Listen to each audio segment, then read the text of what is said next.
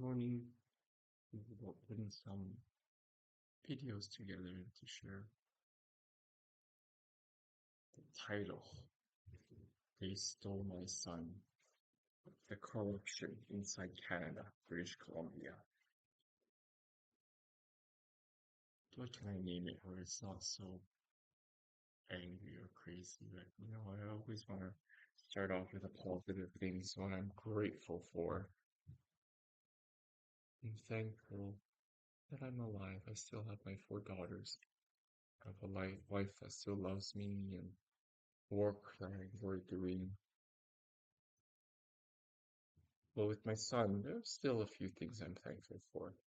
Theo was born with some health complications, even though at the very beginning, the amount of anxiety and stress that the midwife had, even at the doctor, for them to intubate him, which was unneeded, was a bit ridiculous. Um, Even with my the midwife could have still had a home birth with Theo with the excessive amniotic fluid because they still have oxygen. They have still machines that does suction. Even with the mouth suction, I bought this little thing where you suck it and then it can suck in some mucus, but it doesn't suck straight into you. There's actually a little filter thing that catches any water or mucus before it goes into what you take in. But yeah, some of the great things is like the airplane that was arranged to fly my wife and my son Theo on April 14th, 2022, over from Verdun Hospital to BC Children's Hospital. And then, yeah, it's all free of charge. Doesn't cost us Canadian citizens one penny, even though my wife is a permanent resident right now. We didn't have anything out of pocket. But then later on, after we stayed there for a month, all our accommodations we had to pay for. We weren't accepted into Ronald McDonald House because we were not vaccinated against COVID-19. And Canada doesn't recognize natural immunity like it does in Estonia and other countries. Well, I guess that's the gratefulness, my son was alive and healthy, and other families we've met at Ronald McDonald House and BC Children's. We found out that the doctors, we asked, how common is this Vactorol and this TRAF7? With Vactorol, is usually one child a year has these anomalies. One of them is the tracheoesophageal fistula, which is the trachea and the esophagus make a fistula connection to each other. And instead of the swallowing into the stomach, it swallows into a pouch, and then the stomach comes up from its the tube, and then it connects to the trachea. So when the baby's starting to drink milk, they can't actually drink milk unless it goes into their trachea and they choke on it, and then it goes into the stomach. And that's the improper routing. Um, but what they can do is actually they can do a nasal feed where, yeah, there were some children who had that done.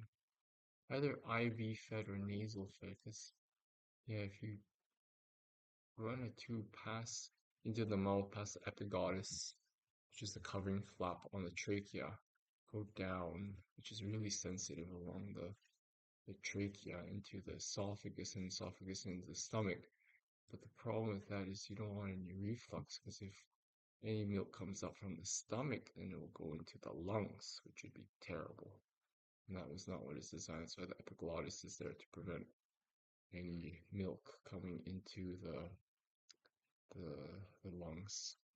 Anyway, it's interesting because we met a few families, and I remember two ladies who had a baby, and their babies, they didn't know they had a TEF. And it wasn't until they were breastfeeding their baby that the baby started choking, and they had to do suction and suction it out. And they found out, oh, their esophagus isn't connected to their stomach. So as yeah, that really was interesting to me because I found out I was thinking like, oh, Theo didn't actually need to be intubated. Could have been in this world, he's fine, he's breathing on his own, and then he could have been later on, yeah, just sedated for that surgery because they can do that surgery on day one or day two of their life, but we decided to postpone it a little bit because circumcision is on the eighth day, and on the eighth day, vitamin K actually jumps up naturally. Because I don't believe in the vitamin K injection. There's some people who say that synthetic, it's bad for your health, there's health issues. And the reasoning that the doctors gave it was because they say if your baby gets in a car accident, it needs vitamin K to have blood clots. And that's interesting reasoning. But what if the baby's born at home and you're not going into a vehicle and having that risk of a car accident? And there's a lady, Gloria LeMay, and she's an advocate against the vitamin K vaccine. And she shares that our body is so complex. God designed it in a certain way. And why are we playing God? There's a reason why vitamin K spikes on the eighth day. Maybe there's a reason why if a baby has internal trauma or damage, even through giving birth, through the birth canal, bruising, maybe you don't want vitamin K because of all that trauma. Anyway, she was heavily persecuted. Her house was raided in Duncan, BC. Um, the College of Midwives so against her, but she has a huge following. I know one friend who's had her as a midwife. Just amazing testimony. Even though the doctor found a big cyst through either ultrasound or X-ray, but he kept it quiet, and he knew she would have complications. And I'm guessing that the doctor knew it was Gloria LeMay, which was a midwife, and he was just malicious by letting Gloria LeMay have her for a midwife. And she almost died because Gloria LeMay, she saw that, wow, the birth isn't coming smooth. It's fully dilated, 10 centimeters. Baby's not coming. And call ambulance. This is not normal. And they found that big cyst. And later on, she found out the doctor knew all about it. So, anyway, I'm ranting about this because of vitamin K. It's a big thing. All my 5 children did not get vitamin K injections, and they're pretty healthy and strong. Praise God. Um, yeah, so many things to go into with my son Theo. Um, yeah, where is he now? We don't know. We haven't seen him for over a year. No response from the 2 social workers, which I believe very bad people. Well, I hope they become good people, but in our experience, what they've done to us and their way of communication, working for a ministry, for the government to actually, you know, in their title, family and child development, and yet not letting Theo see his 4 sisters or his mother or have any communication with us, and just working arbitrarily, saying lies to the police officers, how dangerous a father I am, limiting visits, canceling visits, not even giving makeup visits. It's just ridiculous how they act. It's just atrocious. It's just arbitrary. And these people, I want their names out because I want changes in the system. I don't want any families to go through what we have gone through, and hopefully it'll make positive change. I'm not trying to smear anyone's name or reputation, but it just feels like there's like this war, like different teams. But the thing is, we're all humans. We're families. There's values and rights. And why is this country, Canada, so great when we have all these social welfare and free healthcare? We pay taxes, income tax, property tax, sales taxes, and yet the money is it's put into these services, into these institutions, but these institutions can be corrupt to the bone. And yeah, I'm just trying to call out reform at BC Children's Hospital. Some doctors we dealt with, Dr. Ram Michel,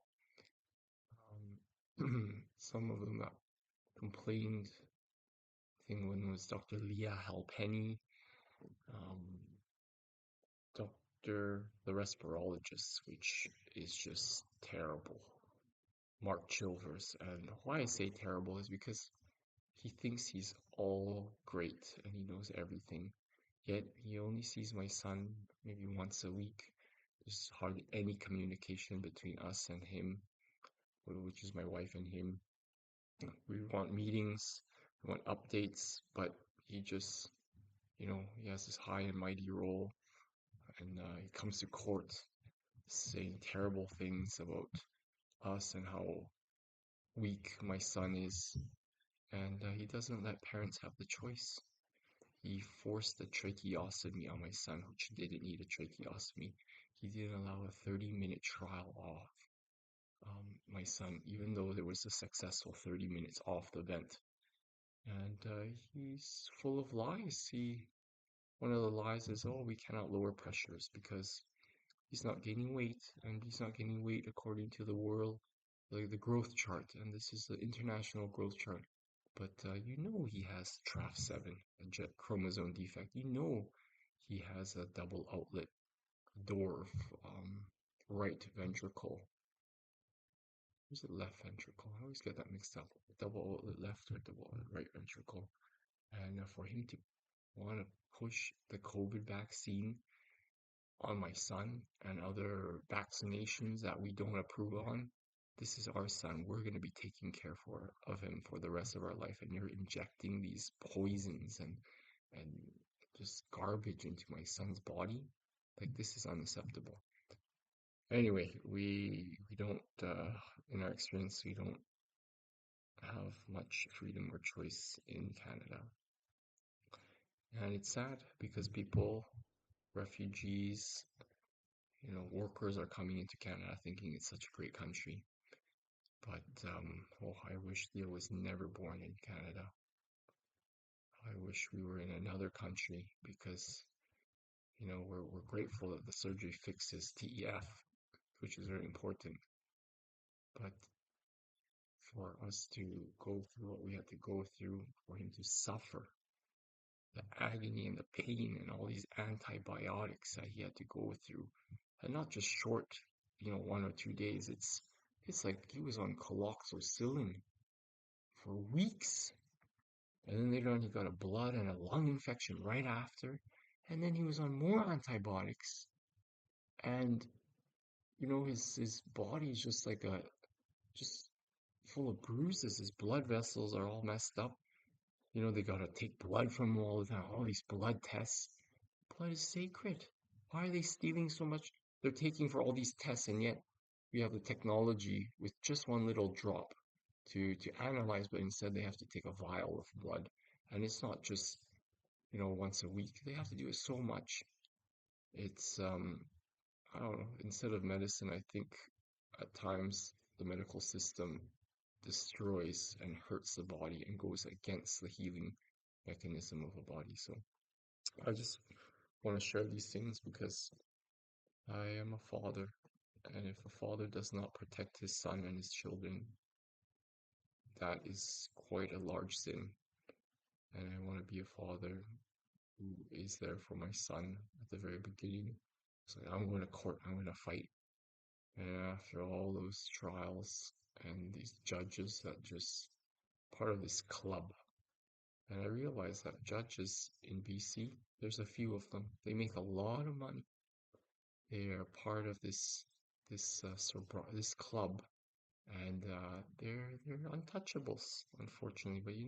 But when we share the names and the pictures of them, because one lady shared with me her judge, Susan Sangha, and how she just disregarded her affidavit, and the judge gave a terrible verdict. A few months later, she was the same judge for Theo, and she was the one that said, "Yeah, the ministry, they're better." then the ministry should put Theo into a home in the close to us with 10 to 20 nurses. They'll find a property, and that we as parents are dangerous parents. And yeah, the parents' guardianship will be removed, and it will go into the ministry. And in the whole verdict was just so full of errors, and I'm just shocked. Like this lady, she's sharp. Like she would read through the transcripts of the previous case, and she would remember things so well and know the pages. And new judge for 2 years when we had her, but yet she could use administrative laws to like twist things, to demonize us parents, and to go for give custody to the ministry, which is so corrupt. This human trafficking that's legalized. And if you hear more stories, like instead of helping families, they're looking to destroy families and separate families. So anyway, this is just a few things. There's also about police brutality and how the police, the intimidation and the force and the violence they use. And I think there's a reason why it was used against me, because the devil knows, the system knows that me and my wife were happy. My girls are happy. We were close to the truth, or we're close to the ideal and perfect way to live. There's a way that you can treat a body, you can treat someone with cancer, with diseases, and there will be healing. And instead of being drugged up and poisoned to death and spending millions of dollars on medical procedures and drugs and just suffering that's so long term, that feeds into this evil system of pharmakeia, sorcery. They want to destroy and intimidate. So, I was listening to the story of True Hope, and in it, there's a guy who says, when you're in war, like he said, like World War II or World War One, whenever the artillery, the flanking, the bullets and the missiles are striking, it's the heaviest when the enemy's the closest, where and that's where the enemies are all centered. And it reminded me, maybe the devil knows, and that's why he's unleashing all this hatred and violence. Like, why would they beat me up in front of my children? And oh, okay, we'll have to teach her to use the potty. I think she was wearing underwear, not a diaper. Oh. Anyway, so this flanking in the military, we're pretty close. We're pretty close to knowing the truth, and they're offended because if we cleared that boy Evan Zhang with organic food, with proper fasting, um, Chinese herbal medicine, um, with just remedies that aren't like morphine, because morphine inflames the intestines. Opiates, long term, if you read the book, The China Doctor, opiates long term, they screw you up. You're pale, you're skinny, you're so dependent on them. And when you look at morphine and heroin and fentanyl, it is not a healthy drug to be on long term. But yet, when they intubated my son, guess what they injected into his blood?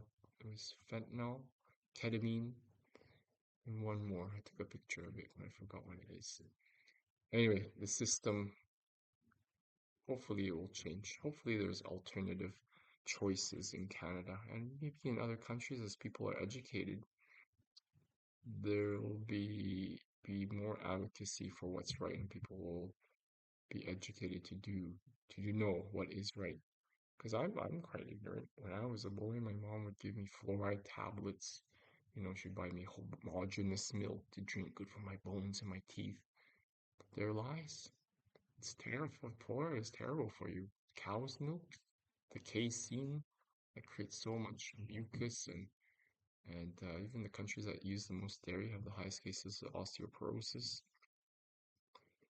And yeah, this is, as you grow, you think the system's helping you. You know, you think professionals would do the right thing, and there are good professionals, no doubt about it. But you know, you study the history of fluoride. It's like they paid off these top influential doctors to spew lies to say fluoride is good for you. And now you look at the pharmaceutical industry. You know, it goes all the way back to is it the Rothschilds or DuPont, and you know, the chemicals and petroleum. They just want us to be on petroleum products. They hate people who are on herbs or able to go to their own garden and just watch the story of Epiphany, the story of true hope. You know, David Stephen's father and how his wife committed suicide and his two children were on these medications and just so mentally unstable. But through minerals, vitamins, and enzymes that God's simple, yeah, nutrients.